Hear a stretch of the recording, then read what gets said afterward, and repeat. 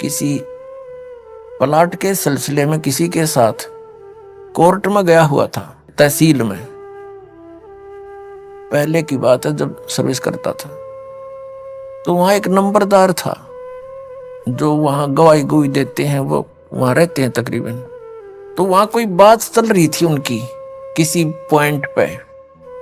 वहां कोई केस था, किसी लड़की ने अपने ही किसी गोत्र के लड़के से कोई विवाह करने की चेष्टा की थी। तो वहां जिक्र चल रहा था।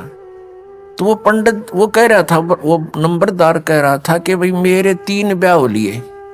नो बोला मेरे तीसरा ब्याह ही है। पहले वाली से एक बच्चा हुआ था, उसकी मृत्यु होगी, फिर दूसरा विवाह करा हुआ भी ऐसे किसी कारण से नहीं साथ रह पाई, उसकी भी मृत्यु होगी।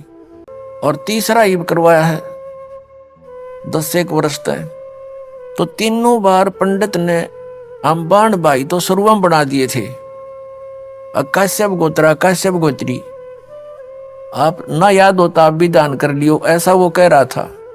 तो फिर तो सब का याद आवे, वो बोले वचन। और पंडित जी भी वहीं खड़ा था एक।